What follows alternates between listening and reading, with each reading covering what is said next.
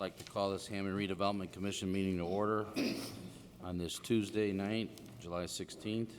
It is now 4:30. The meeting will begin. Can you please stand for the Pledge of Allegiance and a moment of silence after? I pledge allegiance to the flag of the United States of America and to the republic for which it stands, one nation,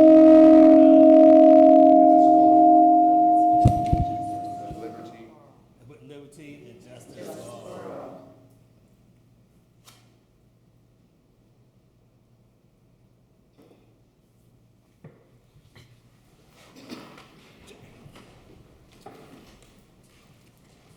Okay, thank you. I think your voice was heard on that one. Can we have a roll call, please? Merrick, Here. Soto Presley, Here. Kasperky, Myricks, Here. Albridge. Here. For the record tonight, we have 4 present with 1 absent. Number 3, declaration of conflict of interest. Number 4, communications. Commissioner, we received one, it was in the form of an email from a gentleman named John regarding the Carson's demolition, and he's interested in historic preservation and the smaller Carson Perry Scott sign that's mounted on the west side of the building. Okay, we don't need any action, but I guess I'll just refer that to staff to give him a call to see if they can work with him on that. Thank you.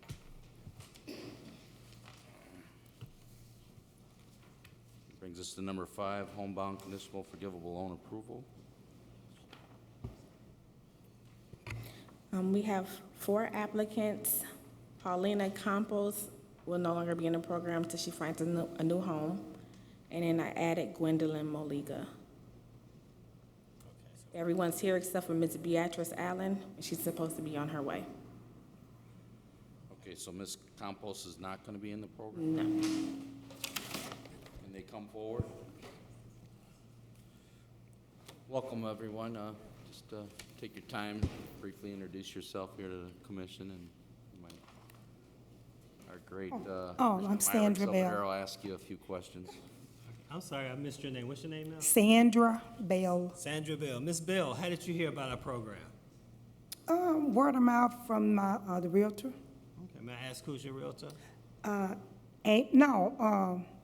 She's the lender. Her name is Amy. Amy Corner. Okay, She told me about the program. okay. And lady right behind you, can you step up, please? Good afternoon. My name is Gwendolyn Moliga. Sorry, I was going to answer the question.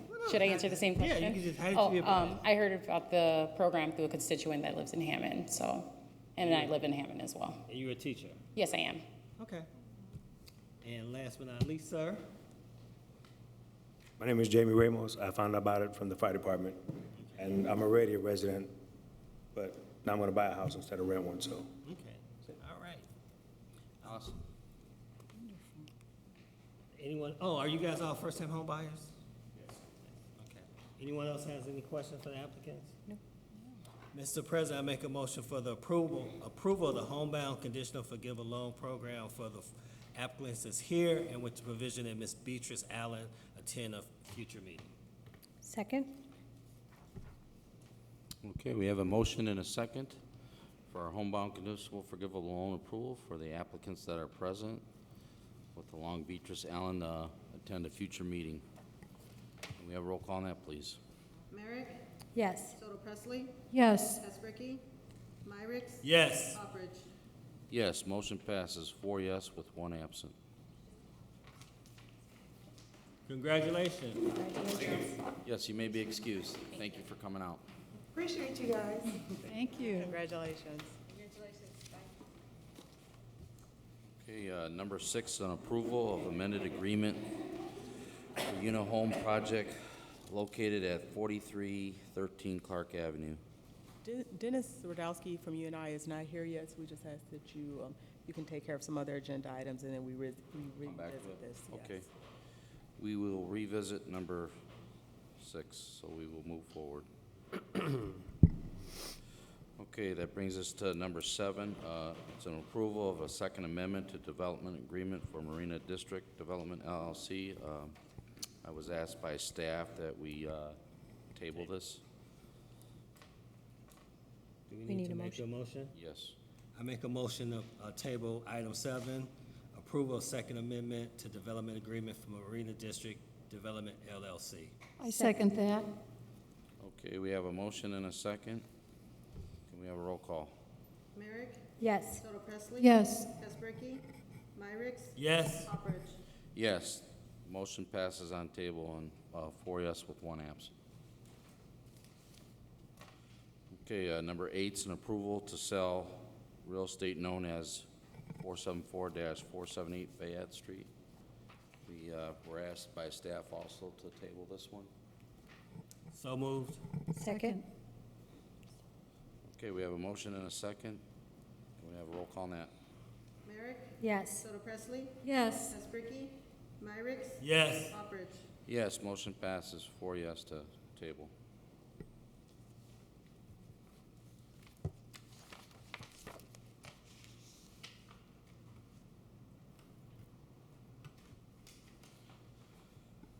Okay, number 9 is authorization to advertise for the sale of real property located at 496 Fayette Street. Members of the commission, if you look in your packet, you will find a legal notice for the sale of real estate property. The property is located at 496 Fayette Street. As you know, we recently advertised for the sale of real estate at 474, to 478 Fayette Street. This is the triangular parcel that's on the corner, so it only makes sense for us to advertise that as well because it is owned by the Redevelopment Commission. So at this time, we just ask for authorization to advertise for the sale of real property located at 496 Fayette Street. Mr. President, I make a motion to authorize to advertise for the sale of real property located at 496 Fayette Street. I second that. Okay, we have a motion and a second to authorization to advertise for the sale of real property located at 496 Fayette Street. Is there any questions or discussion on this one? Okay, roll call, please. Merrick? Yes. Soto Presley? Yes. Kesbricki? Myrick? Yes. Hopperich? Yes, motion passes 4 yes, 1 absent.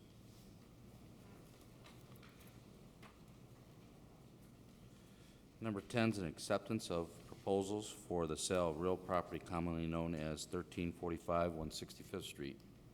Members of the commission, previously we received approval to advertise for the property located at 1345 165th Street.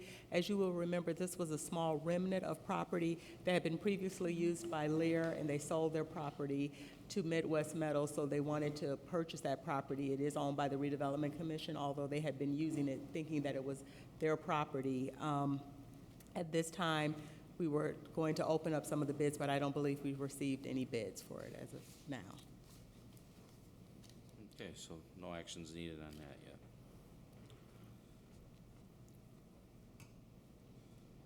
All right, thank you. Thank you. Okay, brings us to number 11, reports. Ms. Tarver, would you like to share anything? Yes, I just wanted to say I look forward to seeing everyone at Festival of the Lakes this week. It begins tomorrow, runs from Wednesday to Sunday. So I look forward to seeing all the members of the commission there or to spread the word because it's a wonderful event for the city of Hammond. Yes, it is. It should be a hot one, so drink plenty of water. Okay, brings us to number 12, register of claims. Mr. President, I'd like to make a motion to pay the Register of Claims for June 27th, 2019 through July 12th, 2019. Register of Claims R57624 through R57669. Second. Okay, we have a motion and a second for the register of claims dating June 27, 2019 through July 12, 2019. That's claims R57624 through claim R57669. Is there any questions on these claims for staff?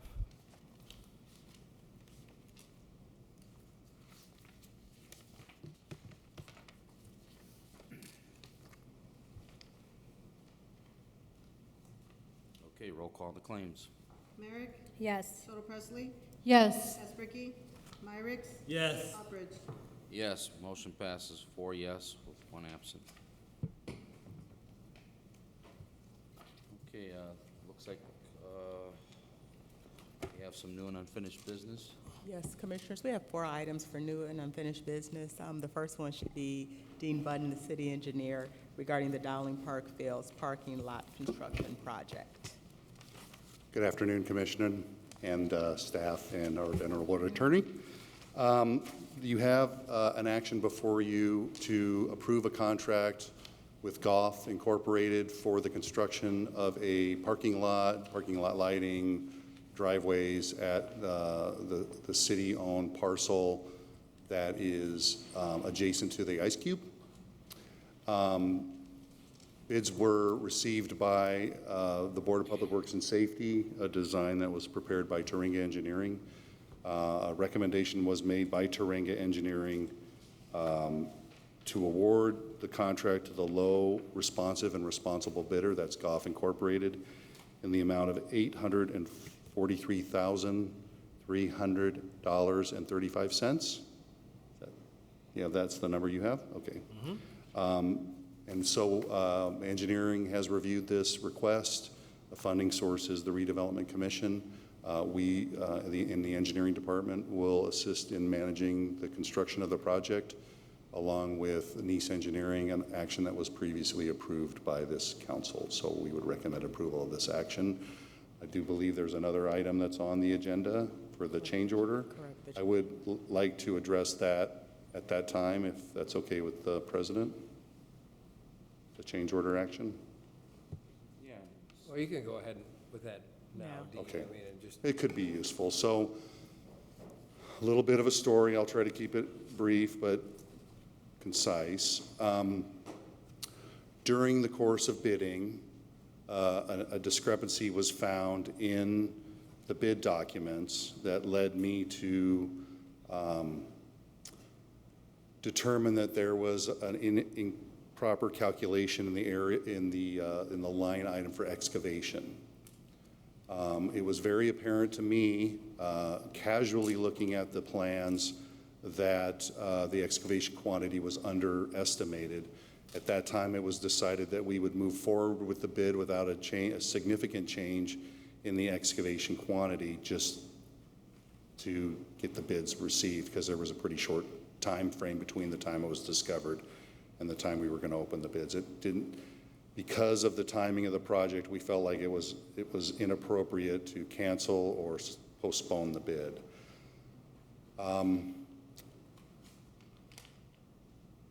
After the bids were open, I was made aware that 3 of the 6 contractors presenting the bids also discovered a quantity, a lack in quantity for excavation.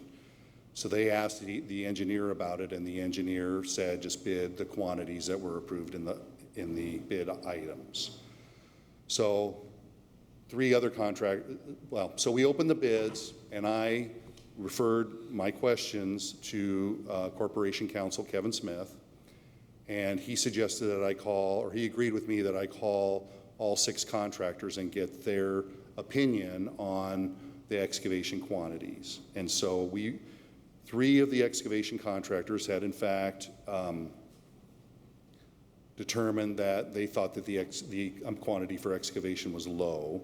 2 of the contractors felt that they could hold their bids for excavation quantities, and 1 contractor didn't reply.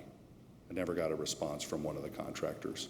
In evaluating those responses, it was determined by me that that the adjustments or the corrections in the contract amounts would not have changed the end result of the bid of the low bidder. So Goff would have still been the low bidder at that point. So on advice of Corporation Counsel, we awarded the bid through the Board of Public Works and Safety on the condition that we could come to an agreement on the contract quantities for excavation. So that happened. Nice Engineering was hired by this department to observe the construction of this project. And I asked Chris Moore from Nice Engineering if he would look at the existing topography of the site and compare it to the final elevation of the site and make the determination on the precise quantities that should have been included in the bid. And he came up with an amount of about 3,200 additional cubic yards. And that's what this change order shows. The low bid contractor had expected it to be about 1,000 yards more than what Chris had determined, but the program they used was a different program, and it didn't reflect accurate quantities. We then met with the contractor after the award, made our proposal to agree to an additional 3,200 yards of excavation material. The contractor has agreed with us without dispute. You'll see a contract change order that's been signed by the contractor and the engineer, and we would recommend approval on that action as well this evening. And I'll be happy to rephrase, repeat, whatever you'd like to do if you have any questions for me about this action. I know this is somewhat unusual. There is really the timing of this project. The project needs to open. Right now, the project is expected to open at the end of October. And that date has been shifting. We recognize that date has to be a hard date, and that's why we're asking that we proceed forward with this project with the fact that the low bidder remains the low bidder after negotiation of the contract quantity items. Do you have a question, sir? So if I understand what you're saying, it's a time-sensitive project. Yes, sir. The Board of Public Works, as well as the engineering department, are recommending approval of the contract and change order number 1, which would bring an adjusted contract price to $937,619.35. That is true, and that's an excellent point that I would like to add as well. So, did we get all that? Okay, so if your pleasure, it would be a motion to approve the contract along with change order number 1 for the total adjusted contract price of $937,619.35 is what he's looking for. Which is, in fact, lower than the budget amount for this. We estimated about $1.2 million for this project. So with engineering supervision and the number that Attorney Wesson has quoted, we remain under budget for this contract. Budget by about 300 grand? Beg your pardon? About 300,000 under? Left over. We expect to remain under budget, but I will admit to this board that we do have other changes forthcoming. We've recognized the discrepancy in what the engineer had put in his design versus what was understood by the contractors that we'll be coming back to you on a water main connection. And there are a few other minor items that will still keep us well below that $1.2 million. But expect to hear from me again, because there are other changes we'll be asking the Redevelopment Commission on. And I only had one question, but you answered it about the low bid. You know, that was when you first started, I was thinking, is there gonna still be the low bidder? And you said, yes, Yes, we sir. are. So that was my only concern. So with that, Mr. President, I make a motion to approve. See, let me get my verbiage correct here. So you want approval for the contract as well as the, Yeah, change Golf- order. Golf is the contractor with the change order, and you have the amounts there. So, Mr. President, I make a motion to approve the contract with Gulf Incorp. for the Dowling Park Fields, along with the change order number 1, which is an adjustment for the line item number 5, the excavation. The total change order is an increase of $94,319. The The original cost of the project was $843,335. The adjusted price is $937,619.35, which is an increase of 11.18%. Second? Motion and a second. Is there any further questions or discussion?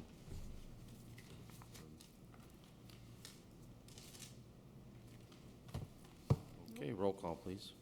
Merrick, Yes. Soto Presley, Yes. Espricki, Myrick, Yes. Hawbridge. Yes, motion passes 4 yes with 1 absent. Thank you very much, and I really appreciate Thank you. being able to move forward on this project in a timely manner. It's very important to the project. Thank you. Happy digging. Thank you. You too. Okay, we're gonna keep going with our unfinished business. Yes. And then we'll bring it back to. Correct. Members of the commission, as you may remember, a couple of meetings ago, we accepted an offer for the last home in the Lincoln Lake subdivision. I believe that's located at 1733 Lake Street. I believe that is the address. I received information today. I received a request today from the client who is interested in expanding or extending they want to amend their last extension to extend it to August 15th because currently it's set to expire today. And due to the fact that the lender is taking quite a bit of time to process the loan, the real estate agent wants to give her client enough time so that, she doesn't have an expired contract. So they want to extend the contract to August 15th. Actually, August 15th. So that should give her more than enough time for the lender to process the loan. Okay. On this, We both saw the same thing. yeah, that it says July 31st, 31st. 2019. Well, she still wants it. It's taking a long time, so she's worried that July 31st is right around the corner. So So she's we worried want about it, so she just wants it extended a little while So longer. August 15. 15th, okay. That's with a Yeah, 30-day extension, I don't want to have to come back. and- Yeah, Right. I'm fine with that. So moved. Right. Second? Okay, we have a motion and a second. Is there any further questions or discussion? Roll call. Merrick, Yes. Soto Presley, Yes. Espricki, Myrick, Yes. Hawbridge. Yes, motion passes 4 yes, 1 absent.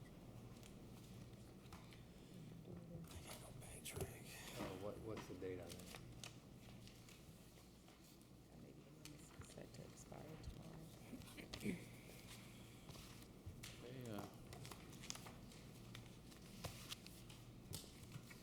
And when are we extending that to? We are extending that to, hold on. Yes. Yeah. All right, so the last item for new and unfinished business is the 7th Amendment to the purchase agreement for 628 Hoffman. The closing date, we've been working with the developer on this, and we're still working with them. I don't recall when this is set to expire. 6th Amendment, June 13th. I think it was within the next few days, but Yeah, we would like correct, to the next extend few that days. to October 18th. The 628 Hoffman property, and Mr. Button is here, and I don't mean to tax his memory, but it's been there's a challenge, and I think we reviewed it when we were talking about the 4th, the 5th, and the 6th Amendment, that there's property that needs to be for a bioswale. We're putting a bike path in there. So working with the developer has taken longer, and trying to work out sort of those details for the bioswale and where the bike path is situated and who's going to own what. Who's going to own what part? Is it going to be an easement? That we're going to need an access easement? And so there's I remember that. quite a few things, and we gave a fairly lengthy explanation, I think, 2 times ago on this. So I don't want to belabor that. But we would ask that you extend it, approve the 7th Amendment, which would extend it, the closing date to October 18th. I think that gives us enough wiggle room. I said it last time too, though, I know. So, Right. You know I was gonna bring that up, right? right, yeah, I understand. Which is why I let Africa talk about the other extensions. So, because I figured then you could get it all out of your system. But October 18th, you know, this is the developer we want to work with. They have expressed an interest in working with the city relative to Mr. Button's concerns, the bioswale and the bike path, and those are important items as well. This is the best course of action at this point. This 3 months, you think we'll do it then? Gosh, I hope so. Because I don't want to give the same speech in the first part of October because I'm afraid of what Mr. Myricks will say. Well, you know what? I'm expecting you to come back to me in January with this, so. No. Oh, no. No. All right, you wanna do this? Well, a lot can happen in 90 days, so sounds Who's good. going to make the motion? Mr. President, I'd like to make a motion for the approval of the Seventh Amendment to Agreement to Purchase Real Estate. We want to give them closing up until October 18, 2019 for the city of Hammond, to purchase real estate between the City of Hammond Redevelopment Commission and the Park Development. I second that. Okay, we have a motion and a second. Can we have a roll call on that then, please? Merrick, Yes. Soto Presley, Yes. Ricky, Myricks, Yes. Buckridge. Yes. Motion passes 4 yes, 1 absent. Thank you, Attorney Westland. Thank you.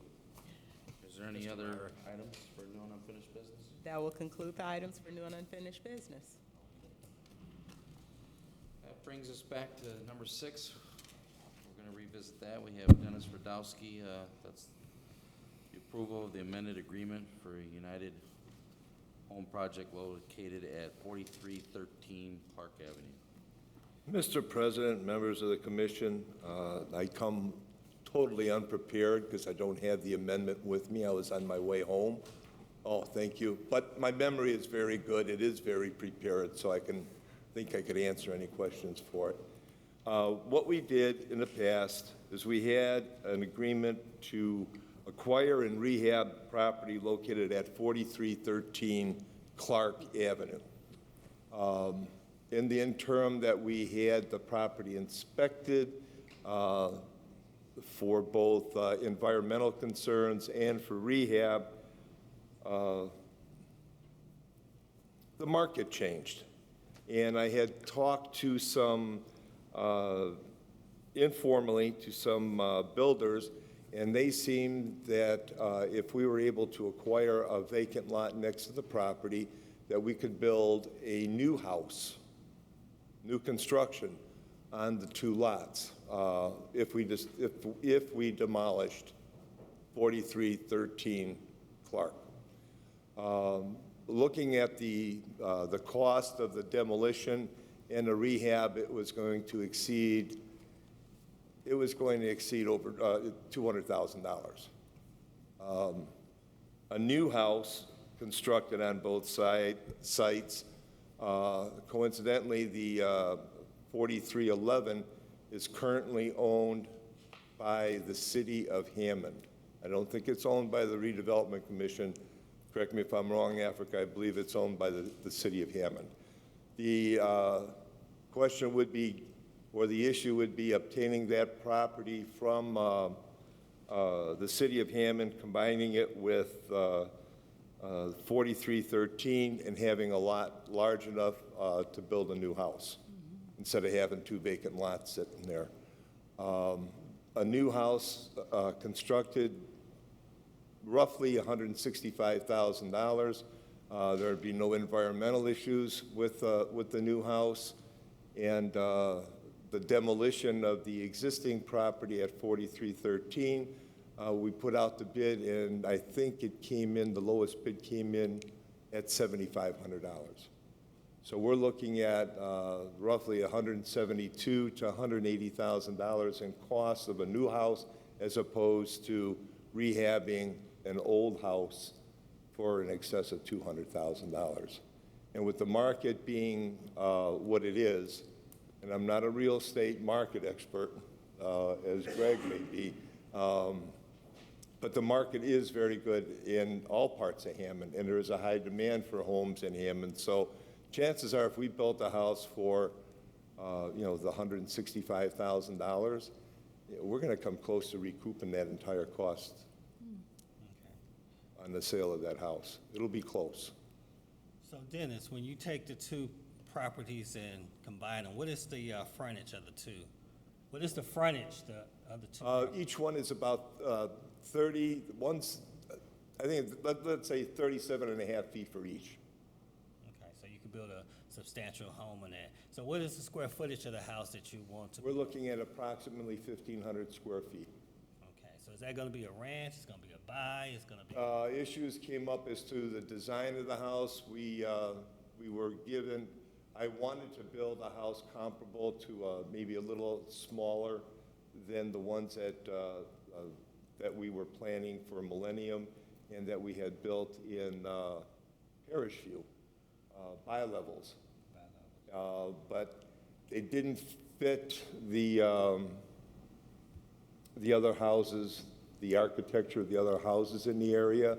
So it was recommended to us that we go to something that was more in line with the existing neighborhood, which would lend us to going to a ranch. Okay, so I'm looking at these numbers. So how did you come up with these numbers? How did you come up with the numbers that we have in front of us, the budget for the new construction and all the different costs that you have here? How did you come up with these, like the utilities? How did you come up with those numbers? Those are based on what we typically pay for a vacant house, if you will. Those are and a vacant house prior to closing. Okay. Usually it's around $75 to $100 a month for all utilities. I can say that off the top of my head as one of the calculations. I haven't revisited the budgeted items. I know we had gone over that a couple times trying to determine an accurate amount. The new construction is based on conversations with contractors that I had talked to, and the idea was to, when we submit that for a bid to build a house, that we put in that bid very specific things that we want in the house that will bring us to that bid amount or under. So as I'm looking at this, most of it looks okay to me, but I do have one question. The land survey, why is it so expensive? Because surveys are usually not $1,500. We did have, what we normally get, or we will get a location survey, if you will. They'll put the stakes out there, and right. Typically what they do, and I think they charge $375 or somewhere thereabouts for a survey. Okay. It was recommended to us by another party in a planning department that we go to a full stake survey, if you will, and to use a specific company that would provide that the city has used. It had no issue with using somebody that the city is comfortable with, so it was ordered through them. And the purpose of that is because you're consolidating two lots, correct? Yes. It would be a more accurate survey than what we have now. Okay. Well, I don't have any other questions. Anybody else? No, I just comment, I'm glad you're gonna change the scope of the house to fit the neighborhood, though. I agree that was. It's hard to fit the architecture that's exactly in there because they're basically 1.5 story. A lot of them have ground floor apartments. They don't have basements per se. So in talking to these contractors with ideas of what to do, and it wouldn't cost more, is that we would go possibly look at doing a half basement in the rear of the house, and a slab, if you will, in the front of the house. And believe it or not, the cost of that is very minimal. The difference is very minimal. Okay. Yeah, you're about $110 to $120 a square foot, including demo, which is pretty good. You good with it? I think it's a good opportunity to try our infills you use this as a possible example for the infills that we're planning on doing, throughout the city. See if we can do something like that.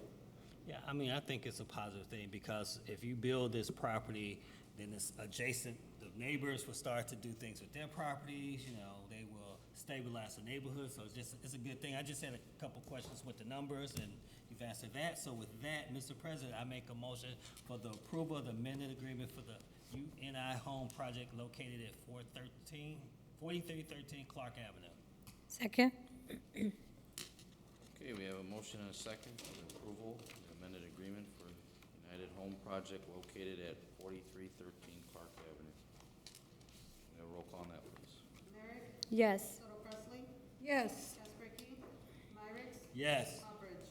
Yes, motion passes 4 yes, 1 absent. Thank you, Dennis. You're welcome, and thank you for your vote. We do get a tour when it's all done. You can have tours while it's being done. They have no issue with anybody looking at our work. Okay, brings us to number 14, public comment. If anybody like to come forward, you got 3 minutes. You can speak now. Public comment is open.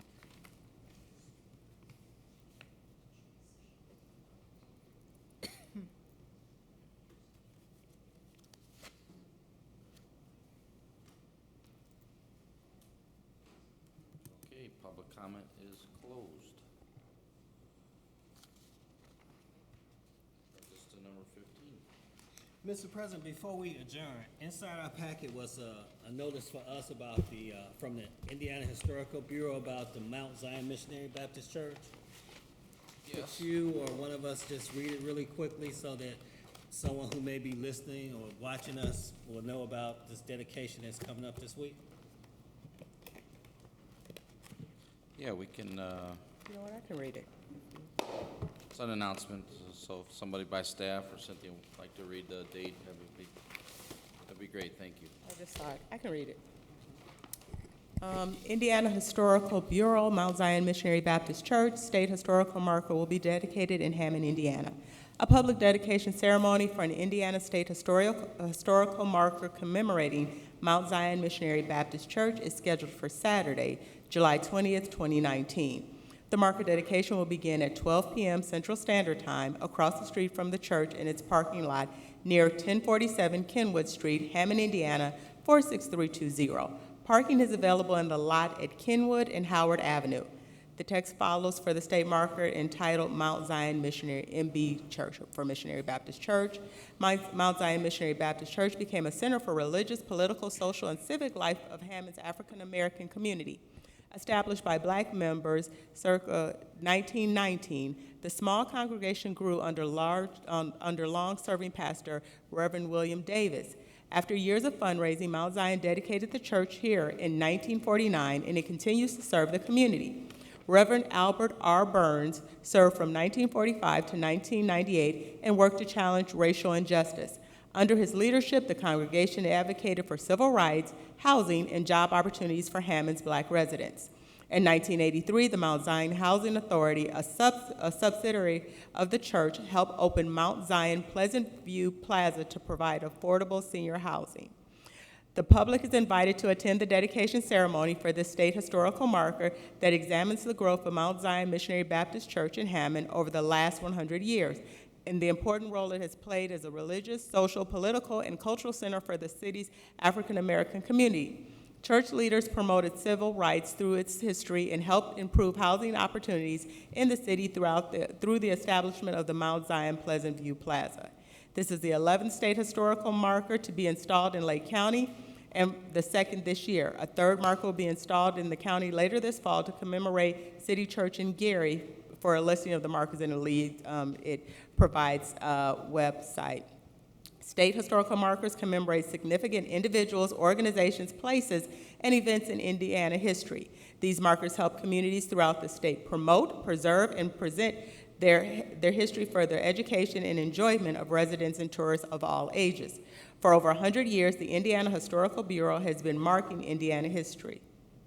Since 1946, the marker format has been the large roadside marker, which has the formal dark blue background with gold lettering and the outline of the state of Indiana on the top. Over 650 of these markers have been installed for years, and then they give you on the bottom for more information that you can contact the Indiana Historical Marker Program, and they give you their contact information. Thank you, Ms. Tarver. Thank you so much. Okay, that's this Saturday. That is correct. All right. I guess that brings us now to number 15. Mr. President, I make a motion to adjourn. Second? We have a motion and a second to adjourn. Can you all signify by aye? Aye. Ayes have it. Meeting is adjourned.